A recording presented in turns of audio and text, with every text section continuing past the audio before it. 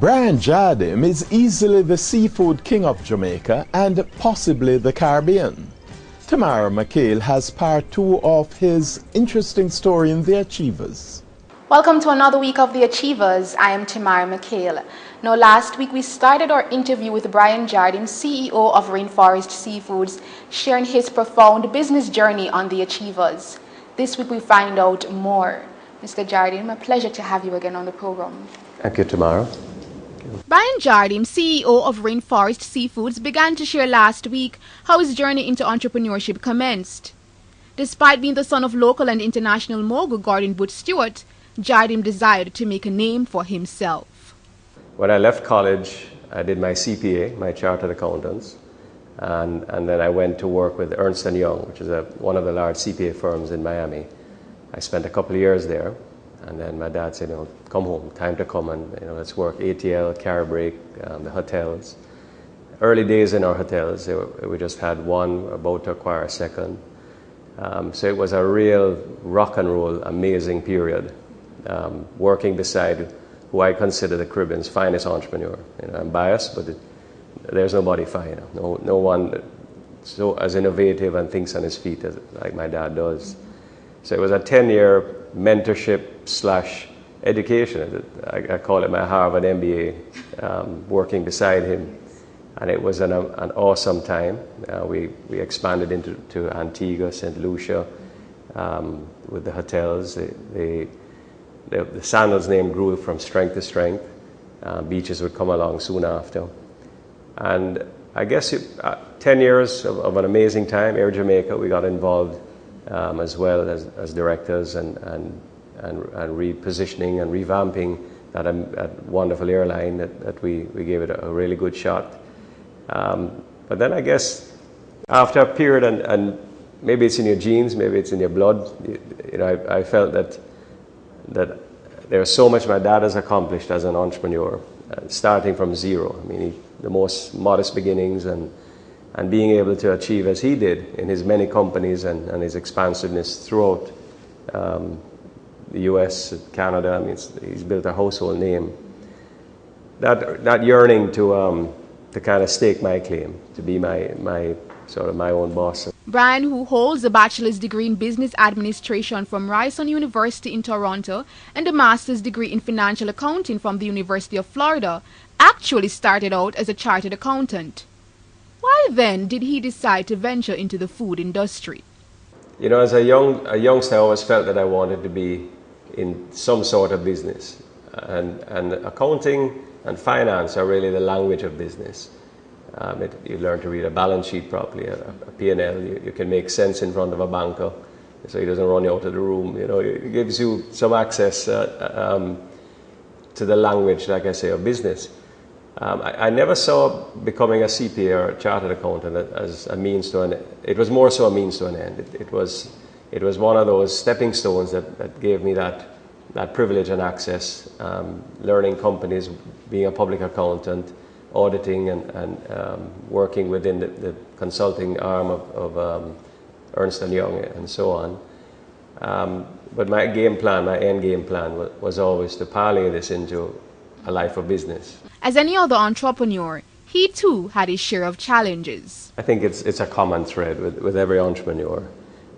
Financing, you've got to be able to meet your targets. You've got to be able to sit in front of a banker and say, I'd like to grow from 1 container to 2. Here's what it'll take. Will you back me? Early days collateral, you don't have as much collateral as you'd like to have. Basically, your collateral is your fish and your little truck and the 2 containers, that you sell out of the back of. But just moving it forward and constantly paying your bills on time. I've had a lot of great help along the way. Various bankers have logged on to us and seen us going somewhere that they felt we were bankable. You have challenges. Ships are delayed. You're in the middle of a busy period. Maybe it's Easter, Lent. People eat a lot of fish at Lent. So, you'll always have that little glitch happening. So it's just a day in the life of a businessman, the sort of challenges that every entrepreneur will have, whether they sell fish or they sell patties. A member of the private sector organization of Jamaica and serving as director on the boards of First Global Bank, amongst others, mentorship was key, he asserts, in guiding him to where he is today. Well, I'm lucky I have two dads. I'm special. The dad I grew with, my adopted dad, when I was younger, was a salaried man, corporate man, very loyal corporate working person, and with great values. You know, he's older now and retired, and I grew in that environment of somebody who said, "Your word is your bond. If it's anything worth doing, it's worth doing properly." Those were his words, you know. So it's in my working life, it was my dad, Butch Stewart, and working beside him for 10 years. Completely an amazing roller coaster ride. I mean, there's never a dull moment. He's so driven, so willing to take a chance. Such a patriot, such a Jamaican through and through. You know, what he does is Jamaica first. This is what is right. Let's make it happen. You know, you get up in the morning, you're busy. You go to bed late at night. You know, you're networking. You're in meetings. You're in dinners, in events, functions. My younger brother Adam has picked up that mantle where I was back in the 90s. And he's taking it to 3 levels above where I was. You know, he's the new generation and simply amazing. How do you create balance in your life, along with the fact that you're running this business and your family? How do you create balance? What do you do? Start by choosing a wonderful wife. My Sheila, we're 25 years married this year in May. She put up with me. I don't know how. And she's my guiding star. She's my rock. You know, I mean, it sounds cliche, and maybe a lot of people say it, but it's so true. You know, and she helps me with that balance, because I'm a workaholic, always have been. I just love business. I just love, it's my passion. Whatever, you know, as a little boy, I used to build bicycles and sell them and raise chickens. And in college, I used to work with a Gallup poll and, you know, to earn so much per hour, doing teleservice, telecalls. Selling subscriptions to newspapers when I was at school in Toronto, and I just love seeing the means to the end and just constantly being on the go and creating business and new businesses. And Sheila has kind of helped us, myself and my boys who are now coming into the business, to sort of, you know, keep us focused. And what of plans for the future for Rainforest Seafoods? And our hope is to get EU certification soon. So we can sell these exotic Jamaican products into all of the European countries. FDA approval for the US markets. We currently we export quite a bit from our Honduras plant straight to Miami air freight. So we're familiar with the US market. We have our FDA numbers. We know how that works. So it's transposing that into our new value-added plant here. That's our next natural step. His advice to aspiring achievers is, get ready to work. You know, it's not going to happen by pressing a button. Maybe in this information age, there are more entrepreneurs who can do that. You know, that's a segment. I'm still old school. I mean, I can work around a computer, I can handle a BlackBerry, but I can't program or, you know, do the high-end or the data stuff.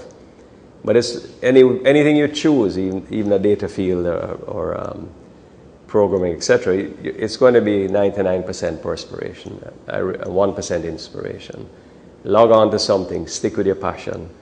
Like I said, just do it and don't look back. You know. Critical words of advice coming from Brian Jardim, Rainforest Seafood CEO, sharing his profound business journey on The Achievers. No doubt we've been inspired.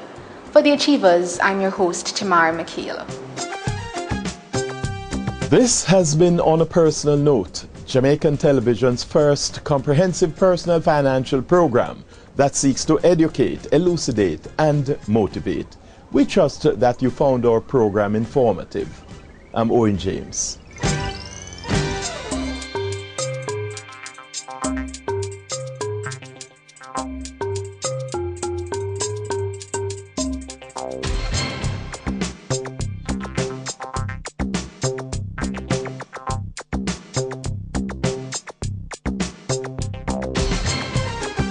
On a personal note is brought to you by Make life in the fast lane faster with Jamaica's best data network from Lime. Advantage General, the name you should know. Victoria Mutual Group, for every financial move you make. The Young Investors is brought to you by the Jamaica Stock Exchange, which offers the best legitimate rate of return, and All Media Services Limited, where innovation is a way of life.